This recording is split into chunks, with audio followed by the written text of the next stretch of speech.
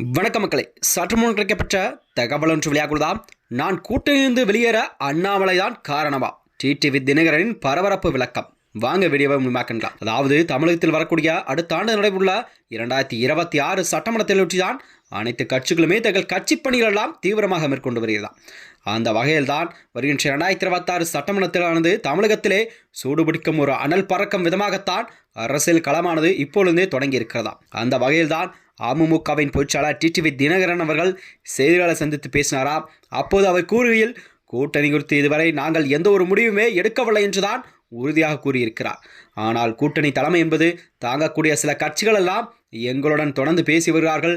தேர்தல் முடிவுக்கு பிறகுதான் தூங்கி கொண்டிருப்போலும் தூங்குவது போல் நடித்துக் கொண்டிருப்போலும் எம்ஜிஆர் சட்ட விதிகள் திட்டப்பட கட்சியை வழிநடத்த முன்வருவார்கள் என்ற எதிர்பார்க்கிறோம்.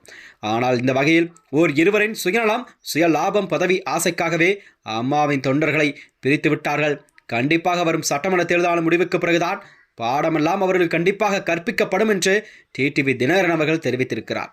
அது மட்டுமின்றி அவள் கூறியதாவது, ஓரணியில் இடம் என நம்புகிறேன். அதாவது 2021 தேர்தலில் பாஜக தலைவர் அம்மாவின் தொண்டர்களை ஒருங்கிணைக்க முயற்சி செய்தார். ஆனால் தற்பொழுது முயற்சி செய்கிறார்கள்.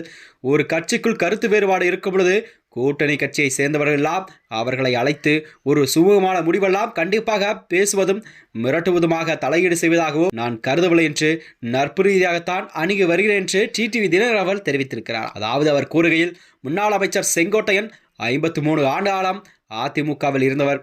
2021 24 தேர்தலுக்கு பிறகு கட்சி ஒன்றாக இருந்தால்தான் கண்டிப்பாக தமிழகத்தில் 2026 வெற்றி பெற முடியும் என தன்னுடைய கருத்துக்களை எல்லாம் முன்மொழிந்தார். அது மட்டுமின்றி அதனை ஏற்காதவர்கள் கூட அவரை கட்சியிலிருந்து விலக்கிறார்கள். அந்த தவறு செய்பவர்களை கண்டிப்பாக திருத்துவதற்கு நாங்கள் ஒரு பாணியில் சென்றால் அவர் ஒரு பாதையில் பயணிக்கிறார்.